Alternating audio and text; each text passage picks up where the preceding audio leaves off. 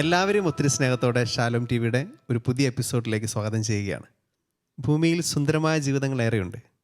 ഞങ്ങളോടൊക്കെ ചോദിച്ചു കഴിഞ്ഞാൽ ഏറ്റവും സുന്ദരമായ ജീവിതം ഏതെന്ന് ചോദിച്ചു കഴിഞ്ഞാൽ അത് സന്യാസം തന്നെയാണ്. പ്രിയപ്പെട്ട ആശാ സിസ്റ്ററാണ് നമ്മുടെ കൂടെ ഇരിക്കുക. സന്യാസത്തെ ഇത്രമേൽ സ്നേഹിക്കുന്ന ഇഷ്ടപ്പെടുന്ന സിസ്റ്ററിൻ്റെ ഒരു ഗാനം തന്നെ എങ്ങനെയാണ്? ഇഷ്ടമാണ് ഈ സന്യാസം. നമ്മൾ നെഞ്ചിലേറ്റിയൊരു ഗാനം തന്നെയാണ്. നമ്മുടെ പ്രിയപ്പെട്ട ആശാ സിസ്റ്ററിനെ വളരെ സ്നേഹത്തോടെ ഹെവൻലി മെലോഡീസിൻ്റെ ഈ ഒരു എപ്പിസോഡിലേക്ക് ഹൃദയപൂർവ്വം സ്വാഗതം ചെയ്യണം. ഈശോ മിശിഹായ്ക്ക് സ്തുതിയായിരിക്കട്ടെ സിസ്റ്ററെ. ആശയാണോ ആശയാണോ? ആശ. ശരിക്കും സ്പെല്ലിംഗ് വരുമ്പോൾ ഇംഗ്ലീഷില് ആണ്, പക്ഷെ മലയാളത്തിൽ എഴുതുമ്പോൾ വർഷത്തിന്റെ ഷായാണ് അല്ലേ? അതെ അതെ, ആശ. ഓക്കെ, അങ്ങനെ ഒരു കൺഫ്യൂഷൻ വരും അല്ലേ? അതെ, തീർച്ചയായിട്ടും. കോൺഗ്രിഗേഷനെ പറ്റി ഒന്ന് പറഞ്ഞേ. കോൺഗ്രിഗേഷൻ ഞാൻ DST കോൺഗ്രിഗേഷനിലെ അംഗമാണ് വെച്ചാൽ ഡോട്ടേഴ്സ് ഓഫ് സെന്റ് തോമസ്. അരുവത്രയിലാണ് ഞങ്ങളുടെ സ്റ്റാർട്ടിങ്. 1969 ഞങ്ങളുടെ സഭ സ്ഥാപിതമാകുന്നത്. ഞങ്ങളുടെ ഫൗണ്ടർ അച്ഛൻ ഫാദർ ജേക്കബ് താഴത്തേൽ അച്ഛൻ മരിച്ചുപോയി. അച്ഛനാണ് ഞങ്ങളുടെ സഭ തുടങ്ങിയത്. അരുവത്രയാണ് അല്ലേ? അതെ അതെ, അരുവത്രയാണ്. ഇപ്പോൾ ജനറലായിട്ട് ഭരണങ്ങാനം പ്രൊവിൻഷ്യൽ 2 പ്രൊവിൻസ് ഉണ്ട്, ഒരു റീജിയൻ ഉണ്ട്. ഞാൻ പാലാ പ്രൊവിൻസിന്റെ അംഗമാണ്. സിസ്റ്ററിന്റെ ശരിക്കും SLC പേര് അത് തന്നെയാണ്? സഭയിൽ വന്നപ്പോൾ ആ പേര് തന്നെ ഫോളോ അത് തന്നെ. മാമോദീസ പേര് കൊച്ചു ത്രേസ്യ. സഭയിൽ വരുമ്പോൾ ഏതെങ്കിലും ഒരു പേര് അങ്ങനെ സ്വീകരിക്കുന്നുണ്ടോ? അല്ലാതെ ഇല്ല, ഞങ്ങളിപ്പോൾ മാമോദീസ പേര് കൊച്ചു ത്രേസ്യ അതുകൊണ്ട്. അപ്പം അല്ലാതെ തന്നെ ഞാൻ എൻ്റെ പഴയ പേര് തന്നെ എടുത്തിരിക്കുന്നത്. ആശ എന്നുള്ള പേര് തന്നെയാണ് സ്വീകരിച്ചിരിക്കുന്നത്.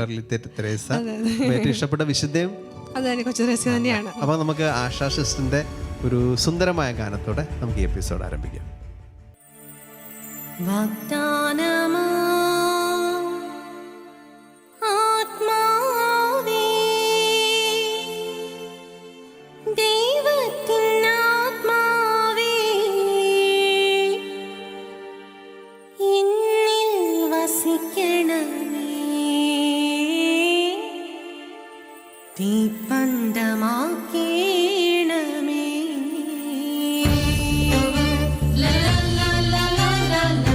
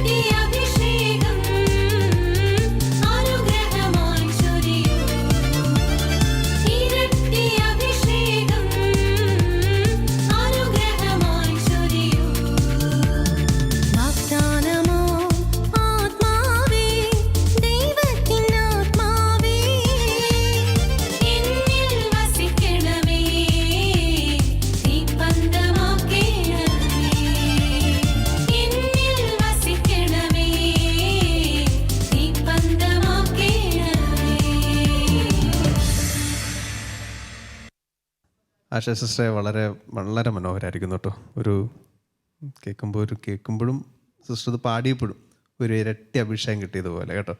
നല്ല സന്തോഷത്തോടെ നല്ല അഭിഷേകത്തോടെ മനോഹരമായിട്ട് പാടി. ഈ പാട്ടിൻ്റെ വിശേഷങ്ങളൊക്കെ ഒന്ന് പറയും. ഇത് ആര് എഴുതുന്നതിൻ്റെ ഇതിൻ്റെ എനിക്ക് വരികളും സംഗീതവും ഓർക്കസ്ട്രേഷൻ ഒക്കെ ഭംഗിയായിരിക്കും. നല്ലൊരു ഭംഗിയായിട്ട് ചെയ്തിട്ടുണ്ട്. എൻ്റെ പിന്നിലെ കഥകൾ ഇത് ശരിക്കും റോബിനച്ഛനാണ് ഈ ഒരു അവസരം എനിക്ക് തന്നത്. റോബിനച്ഛൻ തന്ന പാട്ടുകളാണ് ഏറെയും. അപ്പോൾ അച്ഛന് ഈ ഒരു ലിറിക്സ് എഴുതിയിരിക്കുന്ന ജോസ് പൂവലിൽ സാറാണ്. സാറിൻ്റെ വരികൾക്ക് അച്ഛനീണം നൽകി ഓർക്കസ്ട്രേഷൻ ചെയ്തിരിക്കുന്ന സ്കറിയ ജേക്കബ് ചേട്ടനാണ്. എല്ലാവരും കേട്ട എല്ലാവരും തന്നെ പറഞ്ഞു ഒത്തിരി അഭിഷേകമുള്ള, കേൾക്കുമ്പോൾ തന്നെ നമുക്ക് പ്രാർത്ഥിക്കാൻ തോന്നുന്ന ഒരു പാട്ടാണെന്നൊക്കെ എല്ലാവരും പറഞ്ഞു. അതെ അതെ. റോബിനച്ചന് നന്ദിയോടെ ഓർക്കാം അങ്ങോട്ട്. സഭാംഗമാണ് റോബിനച്ചൻ. എനിക്ക് തോന്നുന്നത് ഒത്തിരി പാട്ടുകൾക്ക് അദ്ദേഹം വരികളിൽ എഴുതി അദ്ദേഹം തന്നെ സംഗീതം നൽകി അദ്ദേഹം ആലോചിച്ച മനോഹരമായ ഒത്തിരി ഗാനങ്ങളുണ്ട്. കൊയറൊക്കെ മനോഹരമായിട്ട് കണ്ടക്ട് ചെയ്യും. തിരുപ്പട്ടത്തിന്റെ ഒക്കെ കൊയറുകളൊക്കെ. റോബിനച്ച ദൈവം ഇനി ഒത്തിരി അച്ഛൻ അനുഗ്രഹിക്കട്ടെ ആത്മാർത്ഥമായിട്ട് പ്രാർത്ഥിക്കുക. ശേഷം നമുക്ക് വീട്ടിലെ വിശേഷങ്ങളിലേക്ക് വന്നാലോ. വീട് എവിടെയാ? വീട് ഏറ്റവും പാലായില് 12-ാം മൈല്. ഇടവക മീനച്ചിൽ അല്ലേ? അവിടെയുള്ള വീട്ടുപേര് മണിയമ്പള്ളി. ചാച്ചന്റെ പേര്? ചാച്ചൻ വർഗീസ്, അമ്മ പെണ്ണമ്മ. മണിയമ്പള്ളി വർഗീസ് പെണ്ണമ്മ. അതെ. എത്ര മക്കളാ? ഞങ്ങൾ 2 പേരാണ്. എനിക്കൊരു ചേച്ചിയുണ്ട്. ചേച്ചിയുടെ കല്യാണമൊക്കെ കഴിഞ്ഞു, കുട്ടികളുണ്ട്. അവർ സന്തോഷമായിട്ട് ജീവിക്കുന്നു. ചേച്ചിയുടെ പേരെന്താ? ആശായതുകൊണ്ട് അനു എന്നാണ് അവളുടെ പേര്. നിങ്ങൾ ആക്കാരാണ്? തീർച്ചയായിട്ടും. ചേച്ചിനെ എവിടെ കഴിച്ചങ്ങനെ? ചേച്ചിനെ മുണ്ടക്കായി ഭാഗത്താണ്. സുഖമായിരിക്കുന്നില്ല? അപ്പച്ചനും വെച്ച് എല്ലാവരും സുഖമായിരിക്കുന്നില്ലേ? സുഖമായിട്ടിരിക്കുന്നു. കൊയറിലൊക്കെ ഉണ്ടായിരുന്നോ സിസ്റ്റേഴ്സ്? കൊയറിൽ അങ്ങനെ ഞാൻ ചെറുപ്പത്തിൽ അങ്ങനെ വലിയ പാടുന്ന ആളൊന്നും അല്ല. പാട്ട് കഴിവ് ദൈവം തന്നിട്ടുണ്ടായിരിക്കാം. പക്ഷേ ഒരുപാട് അങ്ങനെ മുമ്പോട്ട് വന്ന് പാടാനോ അല്ലെങ്കിൽ ഇപ്പോൾ പാട്ടിനാണെങ്കിൽ പോലും ഹൈ പിച്ച് എടുക്കാൻ അങ്ങനെ നമുക്ക് പഠിച്ചിട്ടില്ലല്ലോ.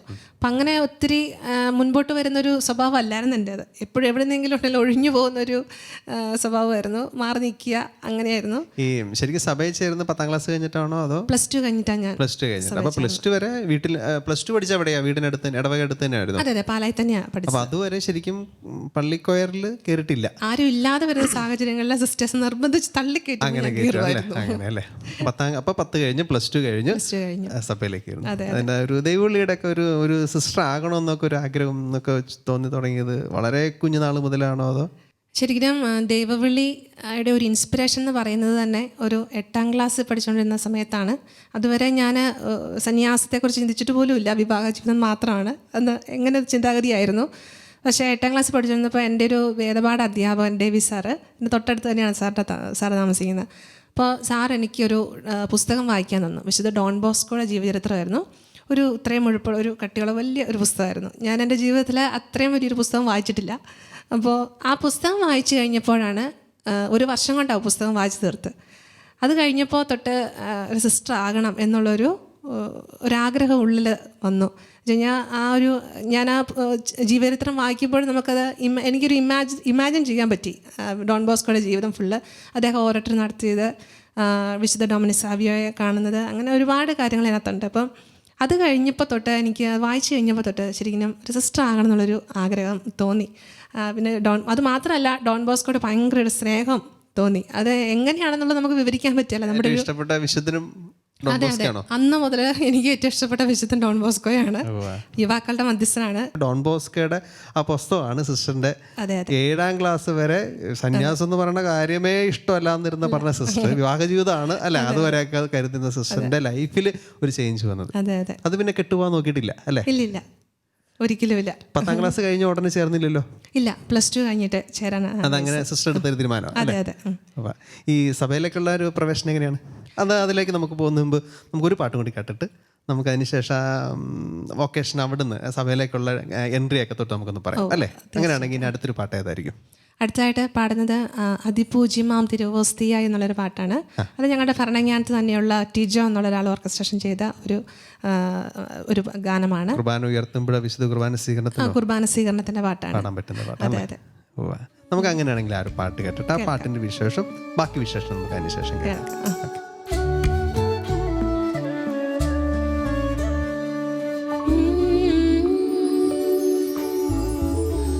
അതിപൂജ്യമാം തിരുവോസ്തിയായി നവജീവനായി വന്നിന്നിൽ.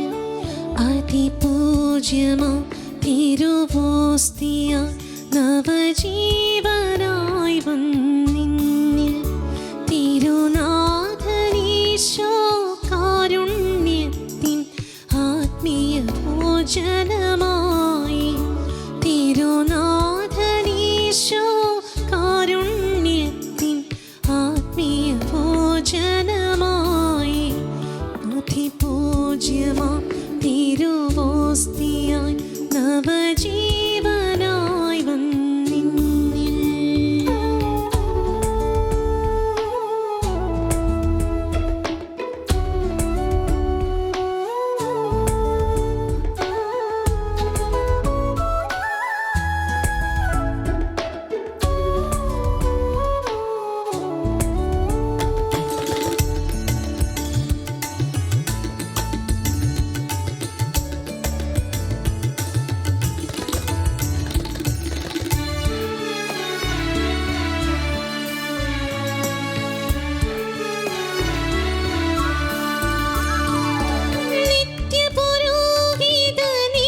നിത്യപുരോഹിതനീശോയിന്നിൻ പാപവിമോചന ബലിയായി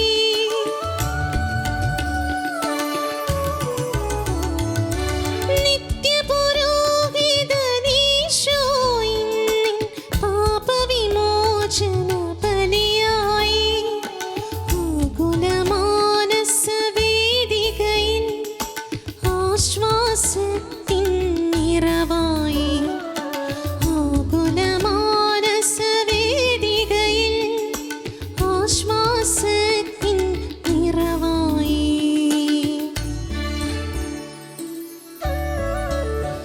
അതിപൂജ്യമാം തിരുവോസ്തിയായി നവജീവനായി വന്നിന്നിൽ തിരുനാഥനീശോ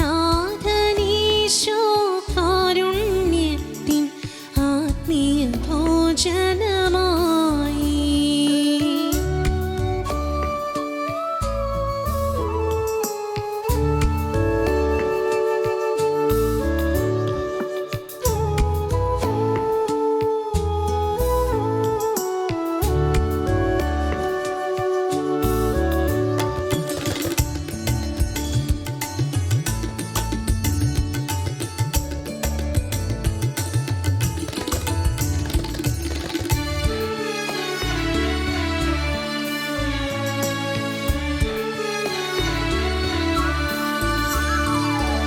എത്ര മഹോന്നതമാണീ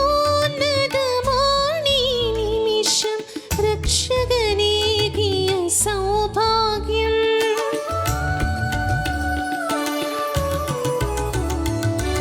എത്ര മഹോന്നതമാണീ നിമിഷം രക്ഷകനേകിയ സൗഭാഗ്യം ആ തിരുസ്നേഹം മഹനീയം ആദരവോടെ നാട്ടിടാം ആ തിരുസ്നേഹം മഹനീയം ആദരവോടെ പാട്ടിടാം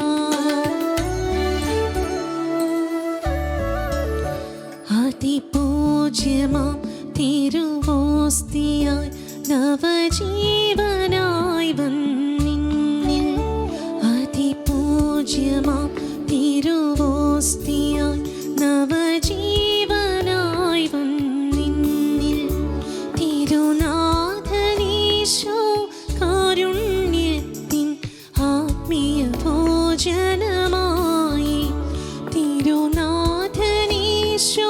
കാരുണ്യത്തിൻ ആത്മീയ ഭോജനമായി അതിപൂജ്യമാം തിരുവോസ്തിയായി നവജീവനായി വന്നിന്നിൽ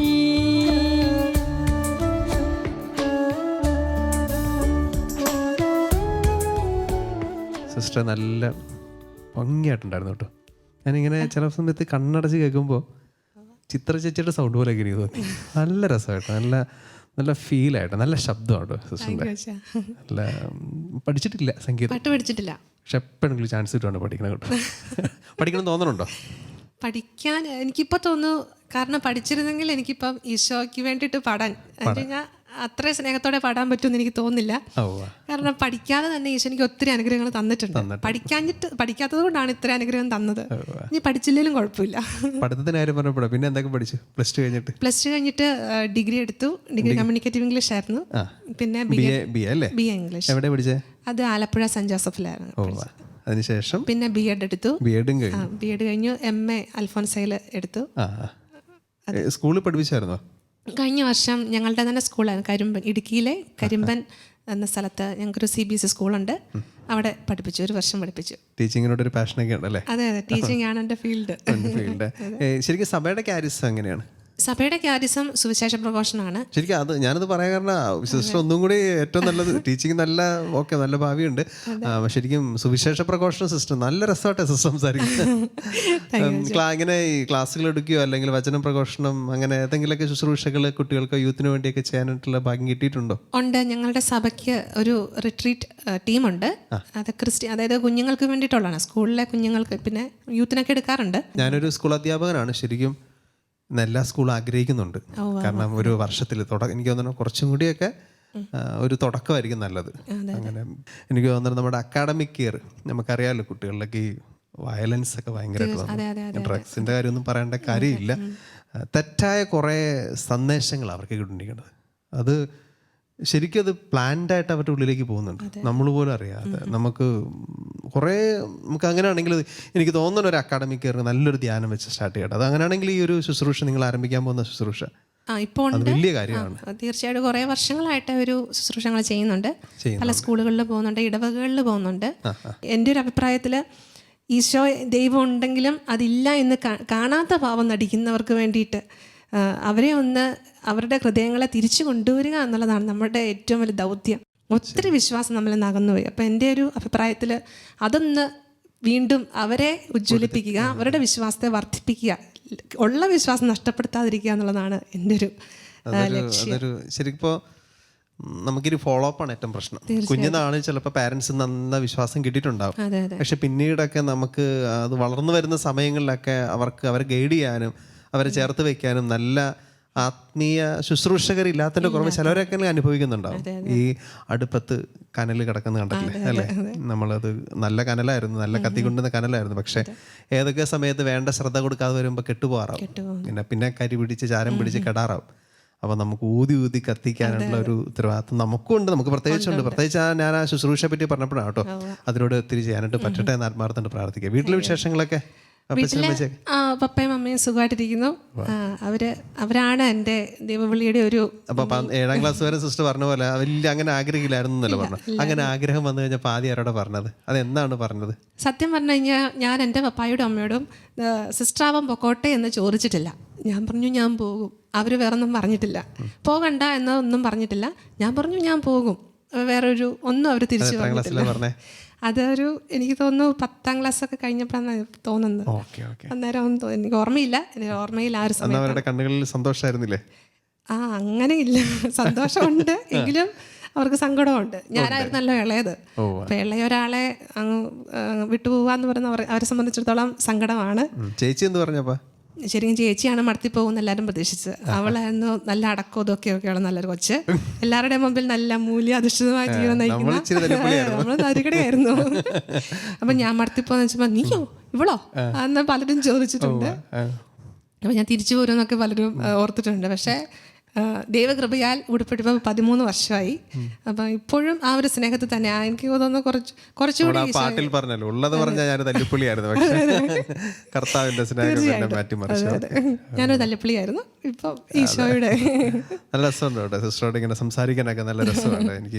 എനിക്ക് തോന്നുന്നത് ഒത്തിരി പ്രത്യേകിച്ച് കുട്ടികളുടെ ഇടയിലൊക്കെ ഒത്തിരി മിനിസ്റ്ററി ചെയ്യാണ്ട് സിസ്റ്ററിന് ഭാഗ്യം കിട്ടട്ടെന്ന് പ്രാർത്ഥിക്കുകയാണ്. അതിനുള്ളൊരു കാര്യം എനിക്ക് അങ്ങനെ തോന്നുന്നു. വളരെ അവർക്ക് ഇടയിൽ ഒത്തിരി ശുശ്രൂഷ ചെയ്യാനുള്ള ഒരു സിദ്ധി സിസ്റ്ററിനുണ്ട്. നമുക്ക് വരുന്ന എപ്പിസോഡിൽ നമുക്ക് സിസ്റ്ററിന്റെ കൂടുതൽ വിശേഷങ്ങളൊക്കെ നമുക്ക് കേൾക്കണം അല്ലേ? കൂടുതൽ കാര്യങ്ങളൊക്കെ നമുക്ക് കേൾക്കാനുണ്ട്. അച്ഛൻ്റെ ആ ഒരു സ്വരത്തിലൂടെ ഒരുപാട് പേര് ഈശോയുടെ സുവിശേഷം കേട്ടിട്ടുണ്ട്, ഈശോയുടെ സ്നേഹം അറിഞ്ഞിട്ടുണ്ട്, കാരുണ്യം അറിഞ്ഞിട്ടുണ്ട്. അപ്പോൾ നമുക്ക് ഈ ഹെവൻലി മെലഡീസിൽ ഈ എപ്പിസോഡിലും അച്ഛൻ്റെ സ്വരത്തിലൂടെ പ്രത്യേകമായിട്ട് ആ ഒരു അഭിഷേകത്തിലൂടെ നമുക്ക് നമ്മുടെ പ്രേക്ഷകരെ ഒന്ന് സന്തോഷിപ്പിക്കാം, ഒന്ന് അഭിഷേകം. ഉറപ്പായിട്ട് പാട്ട് പാടുന്നതിൽ ഒത്തിരി സന്തോഷമേ ഉള്ളൂ. ഈ ശരി സിസ്റ്റർ പറഞ്ഞ പോലെ തന്നെ അത് ശരിയാട്ടോ. നമ്മുടെ ഒരു നമുക്ക് തന്നെ നമ്മളൊന്നും അല്ലാതിരിക്കുന്ന നമ്മളെ കൊണ്ട് തമ്പുരാൻ ഇങ്ങനെ ഓരോ പാട്ടുകളൊക്കെ പാടിപ്പിക്കുന്നു. അല്ലെ, എത്രയോ വലിയ, അതെ, എത്രയോ വലിയ ഗായകരുണ്ട് പഠിച്ചവര്. പക്ഷെ നമ്മള്, ഞാൻ അതാ വണ്ടറാണ്, ഞാൻ അനിയനും നടക്കാറുണ്ട് എന്ത് കണ്ടിട്ടാ. എനിക്ക് ഈ ഇടയ്ക്ക് ഒത്തിരി ഇഷ്ടപ്പെട്ട ഒരു പാട്ട്, എനിക്ക് വോയിസ് ഓഫ് ആദം എന്ന് പറഞ്ഞൊരു ബാനറുണ്ട് യൂട്യൂബിൻ്റെ, അത് ഒത്തിരി നല്ല പാട്ടുകൾ കിട്ടുന്നത്. അജിത് ബേബി എന്ന് പറഞ്ഞൊരു സഹോദരൻ, അദ്ദേഹം പുറത്താണ്, പക്ഷേ പുറത്ത് ആ തിരക്കിനിടയിലും ഈശോയ്ക്ക് വേണ്ടി ഗാന ശുശ്രൂഷകൾക്ക് ഒരു കുറവും വരുത്താതെ അദ്ദേഹം സംഗീതം നൽകിയതാണ് പ്രിയ ബഹുമാനപ്പെട്ട ബിജു തൊണ്ടിപ്പറമ്പിലച്ചൻ്റെ വരികൾക്ക്. നമ്മുടെ എറണാകുളത്തുള്ള ഗീതം സ്റ്റുഡിയോയിൽ ജിൻഡോ ചേട്ടനാണ് ഓർക്കസ്ട്രേഷൻ നടത്തിയത്. ആ ഒരു പാട്ട് കുർബാന സ്വീകരണത്തിനൊക്കെ പറ്റിയ ഒരു നല്ല പാട്ടാണ്. അത് പാടാം. ഈശോയും ഞാനും ഒന്നായി ചേരും ആത്മാവിനാനന്ദമീ വേളയായി, എന്നുള്ളിൽ വാഴുന്ന ജീവന്റെ നാഥനെ അപ്പത്തിൻ രൂപത്തിൽ വന്നിടണേ. ഈശോയും ഞാനും ഒന്നായി ചേരും ആത്മാവിനാനന്ദമീ വേളയായി, എന്നുള്ളിൽ വാഴുന്ന ജീവന്റെ നാഥനെ അപ്പത്തിൻ രൂപത്തിൽ വന്നിടണേ. കാരുണ്യരൂപനെ സ്നേഹത്തിൻ ജീവനെ ഹൃദയത്തിൽ ആനന്ദമായി വരൂ.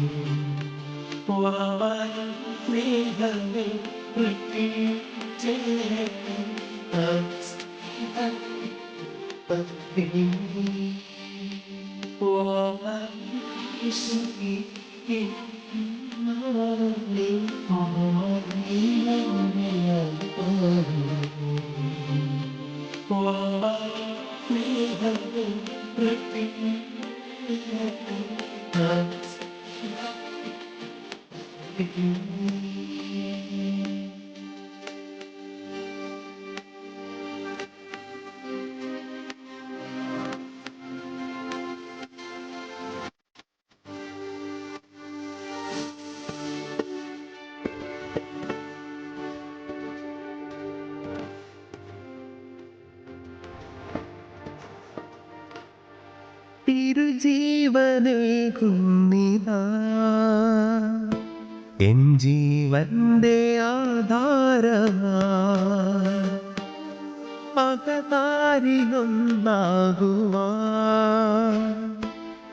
ആനന്ദമായി തീരുവാൻ, തിരുജീവനേകുന്നിതാ എൻ ജീവന്റെ ആധാരമായി,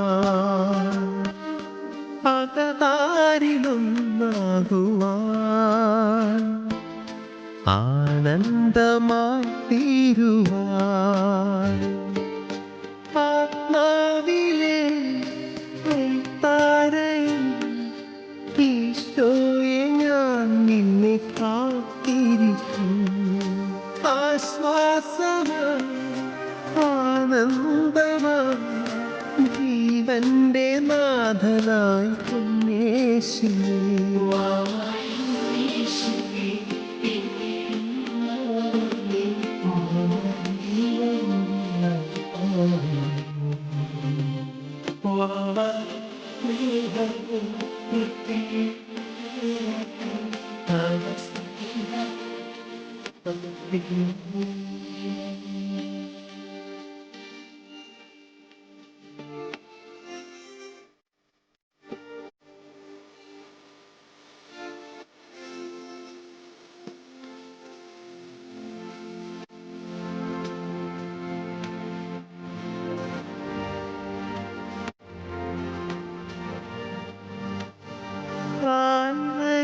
കാൽവരിയേകുന്നിതാ എന്നുള്ളിൻ്റെ അനുതാപമായി, ആ പാതയൊന്നാകുവാൻ തവ വീതിയായി തീരുവാൻ, കാൽവരിയേകുന്നിതാ എന്നുള്ളിൻ്റെ അനുതാപമാ ആ പാതയൊന്നാകുവാൻ തവ വീതിയായി തീരുവാൻ ഈ ദ്യോവിലെ വഴിത്താരയിൽ ഈശോയെ ഞാൻ നിന്നെ കാത്തിരിപ്പു കൈക്കൊമ്പിളിൽ തിരുവോസ്തിയ ഇന്നെൻ്റെ നാഥനാം പൊന്നേശുവേ ഈശോയും ഞാനും ഒന്നായി ചേരും ആത്മാവിനാനന്ദമീ വേളയാ എന്നുള്ളിൽ വാഴുന്ന ജീവന്റെ നാഥനെ അപ്പത്തിൻ രൂപത്തിൽ വന്നിടണേ കാരുണ്യരൂപനെ സ്നേഹത്തിൻ ജീവനെ ഹൃദയത്തിൽ ആനന്ദമായി നീ വരൂ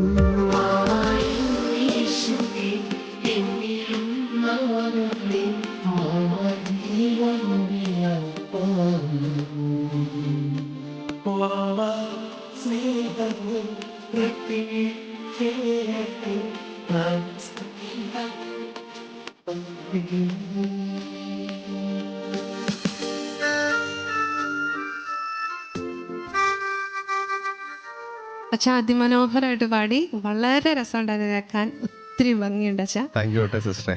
അപ്പം നമുക്കിനി ആശാ സിസ്റ്ററിൻ്റെ കൂടുതൽ വിശേഷം കേൾക്കണം. മേഘാലയയുടെ ഭാഷയുടെ പേരുന്ന മേഘാലയയിലെ ഗാരോ. അതിലൊക്കെ പാട്ട് പാടാനായിട്ടുള്ള കുറേ വിശേഷങ്ങളുണ്ട്. വളരെ രസകരമായിട്ടുള്ള കുറേ കാര്യങ്ങളുണ്ട്. വരുന്ന എപ്പിസോഡിൽ നമുക്ക് ഇപ്പം വേണ്ട അല്ലേ, ഇപ്പം നമുക്ക് നിർത്തി, ഇപ്പം നമുക്ക് ഞെട്ടിക്കണ്ട. അതാ ഞെട്ടിക്കണ്ട. അടുത്ത എപ്പിസോഡിൽ നമ്മുടെ ആശ സിസ്റ്റർ നമ്മളെ ഞെട്ടിക്കും. അതുവരെ നമുക്ക് എല്ലാവർക്കും ഒത്തിരി സ്നേഹത്തോടെ ശാലം ടിവിയുടെ ഹെവൻലി മെലഡീസിൻ്റെ പേരിൽ ഹൃദയപൂർവ്വം നന്ദി.